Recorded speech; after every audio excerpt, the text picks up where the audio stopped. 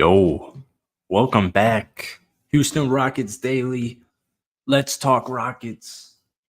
Episode number 63. Thank you guys for tuning in. Now, we play on ESPN. The Houston Rockets are back on ESPN for the first time in over 2 years. James Harden returns to Houston. I can't wait for that one. We're definitely gonna be watching it. Probably should live stream it. But we're not. So welcome back to the pod. Welcome back to the show. These are available, as always. What's up, Joshua? These are available on streaming platforms. The link is down below, or you could type in Let's Talk Rockets, Jackson Ulster, or anything like that on Spotify and Apple. We're up to 5 reviews. We got 5 stars on Spotify. So thank you. As Josh, our OG listener, can already tell, we got way too short of a cut, but it is what it is. And let's throw the Zinni in and let's get into it. So we're gonna make this really quickly because once again we play in a couple of hours here. But I just finished watching last night's game and it was awesome. And I think we had just one of the best fourth quarters I've seen possibly all season. I know we've had some really good games, especially at home. But last night's fourth quarter was pretty much everybody. Obviously, Alperen Sengun, 45 points, 16 rebounds, 3 assists, 19 of 32 from the field, 2 of 3 from downtown, 5 of 7 from the free throw line. He had 5 total steals. He had a block. And this is important because, first of all, 5 steals, 1 block's unbelievable. But he went up against Victor Wembanyama, who finished the night with 7 total blocks. He dealt with a little bit of foul trouble. He went out in, at the end of the second. But nonetheless, dude, he put on an absolute clinic. And then I also love, Cam Whitmore in just 20 minutes, 19 points, 8 rebounds, 1 assist, 9 of 16 from the field, 1 of 4 from downtown. He was, as Josh is kind of pointing out here, looking like Nikola Jokic, a little bit of Dirk Nowitzki, the finesse, the touch, the IQ Alperen Sengun has is really impressive. And he went through a little bit of a downtrend right before All-Star break, and you could tell him especially, but a lot of the Rockets guys and most of the NBA, everybody was just gassed. And I think Alperen Sengun, although he was still putting up some solid stats on the season, 21 points per game, 9.3 rebounds, 4.8 assists. Yeah, the dude can certainly play. 21 years old. 21 years old. So I think my new notion for the rest of the season. Now, of course, we got Jalen Green. I'll talk about Jalen a little bit more specifically in a second here. I think my route for the rest of the regular season is just going to be, damn, we got terrible Wi-Fi going on today. What's going on, man? Hold on. Is Twitter down? Is X down? The pass was insane to Jalen or to Cam Whitmore. That was unbelievable. Oh my goodness. I had my earlier today.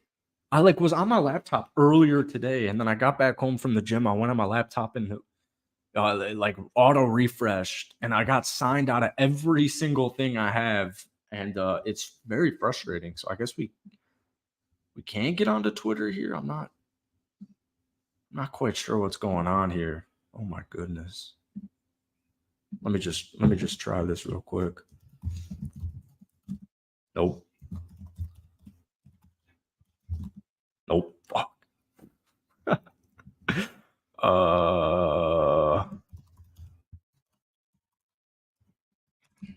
Nope. Fuck. All right. Anyways, let's just get into it. We're rambling.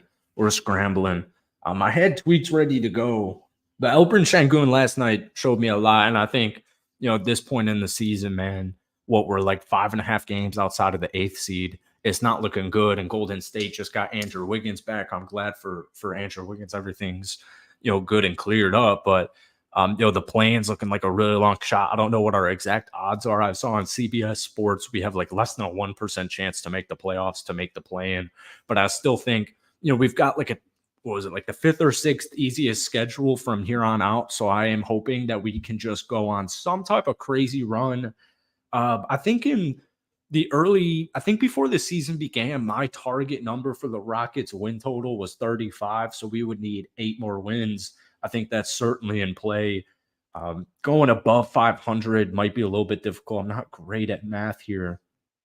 To go 500, we would have to go 14-7, which is very doable.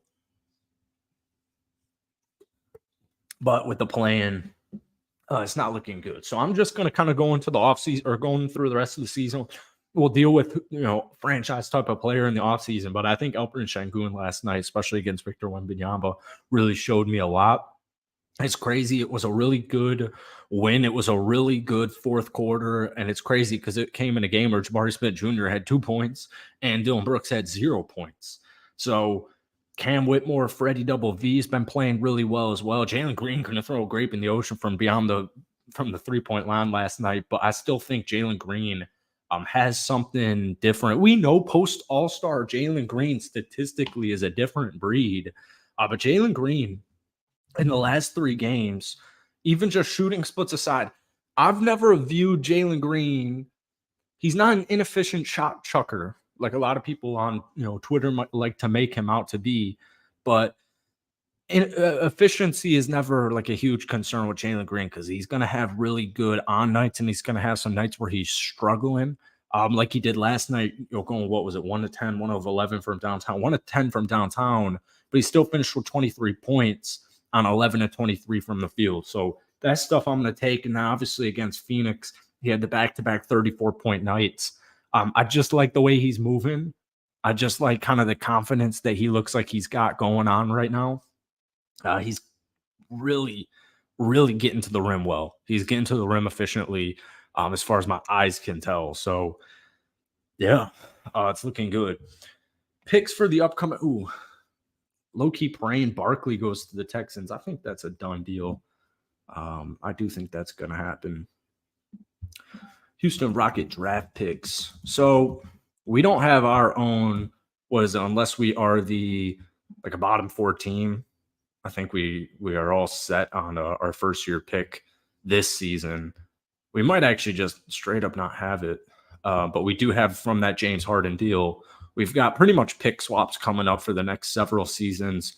But we do have the Nets pick this year, first and second round. And I don't think there's any protection on that draft pick.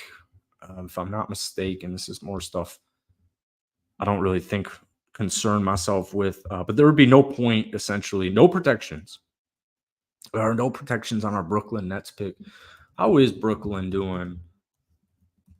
I don't think they're looking good, man. 25-37. Let's do NBA standings. Nets tape. 11th seed. Oh, they're not that bad. So, yeah. I'm not too worried about the offseason, but no, we don't have our draft selection. Unless it falls, I believe, in the top 4. So, wouldn't worry about that. I just want to win, man. I just want to go on win streaks here. I think getting a win tonight at home against the Clippers with James Harden coming into town, I think that would go a very long way. But to me, the final stretch, I mean, damn, dude, we only have 2 months left of basketball. A month. We only have a month and a half. We got less than a month and a half left of basketball. We pretty much have like 5 weeks. It's crazy how fast the NBA season goes sometimes. But a win tonight, before we go on a little road trip, a little West Coast road trip against Portland and Sacramento to finish off this week. And then we got the Spurs early next week. Then you've got Washington, Cleveland, Washington, Chicago, Utah, Portland, OKC, Utah, Dallas, Minnesota, Golden State, Miami, Dallas. Damn, dude, that's a tough first 4 games of April. And then you finish off final 4 games of April. Magic, Jazz, Blazers, Clip Show. So I think just getting a win tonight would be absolutely awesome. I think that win on Saturday night on the road against the Phoenix Suns is huge. What really does suck about the Houston Rockets this season is at home, they are such a different team. That's why I would but that's why I'm going to go ahead and say that they'll win tonight's basketball game. The Clippers have been kind of average the last 10 or so games. They're 5-5. Houston 4-6 in our last 10. But, 5.5 games behind the 10th seed's not looking good.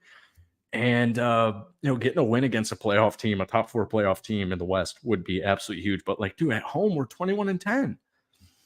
I mean, it's just a completely different team at home as opposed to away. We're like Utah this season as far as home and away splits. We're 6-24 on the road, which is terrible. And if we even just had, 500, if we we're 12-12, no, that's not, that math doesn't math. What's the math, dude? If we were 15-15, dude, could you imagine if the Houston Rockets were 15-15 on the road, we'd have 11 more wins. We'd be 34 and no, geez, so much math in today's show. 38 and something.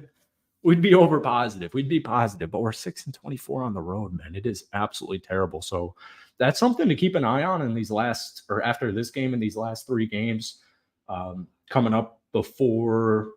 No, not technically a homestand, but those 3 games I mentioned on the road: Portland, Sacramento, and San Antonio, to end this week and start next week. Would love to go 2-1 on those. Ideally, would love to win 3 of those. The thing is, too, you never know what could happen.